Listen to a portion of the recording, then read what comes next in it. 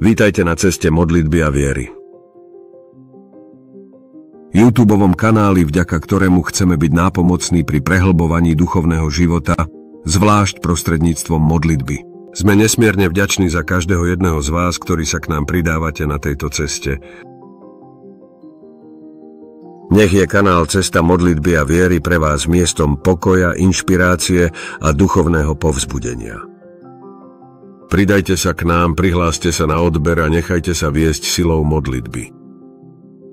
Spoločne môžeme rásť vo viere, nájsť útechu v Božej láske a objaviť hĺbší pokoj v každodenných modlitbách. Modlitba je neoddeliteľnou súčasťou kresťanského života.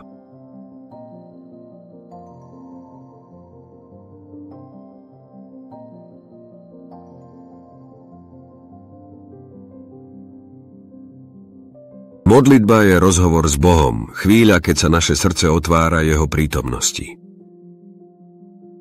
Je to nielen prosba, ale aj vďačnosť, chvála a odovzdanie sa do Božej vôle. Ako hovorí svätý Pavol, bez prestania sa modlite, pri všetkom vzdávajte vďaky, lebo to je Božia vôľa v Kristovi Ježišovi pre vás. Existuje mnoho spôsobov, ako sa môžeme modliť. Niektoré modlitby sú spontánne, iné formálnejšie, no základom je, aby v modlitbe úprimne a otvorene prehováralo srdce. Modlitba začína jednoduchým želaním budovať vzťah s Bohom. Ste pripravení?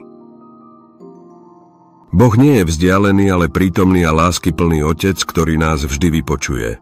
A modlitba nie je len jednosmerná komunikácia, ale hlboký rozhovor. Bohu prednášame naše prosby, ale treba mať na mysli, že On najlepšie vie, čo potrebujeme a nedá nám to, čo nie je Jeho vôľa pre nás. A tiež pamätajme, že máme ďakovať Bohu, preukazovať Mu lásku a chválu, a to bez ohľadu na to, či máme k tomu správne slová. Boh chce vidieť čistý postoj nášho srdca a nedbá na našu výrečnosť ani slovnú zásobu. Tým chceme upriamiť pozornosť na to, že sme tu preto, aby sme vás len inšpirovali na vašej osobnej duchovnej ceste. Nič viac a nič menej.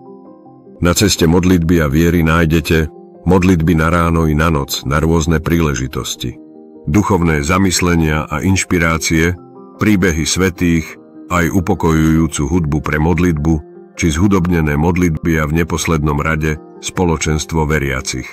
Skôr ako prejdete na ďalší obsah kanála modlitby a viery, zdieľame s vami krátku modlitbu. Všemohúci Bože, ďakujeme Ti za všetko, čo nám dávaš.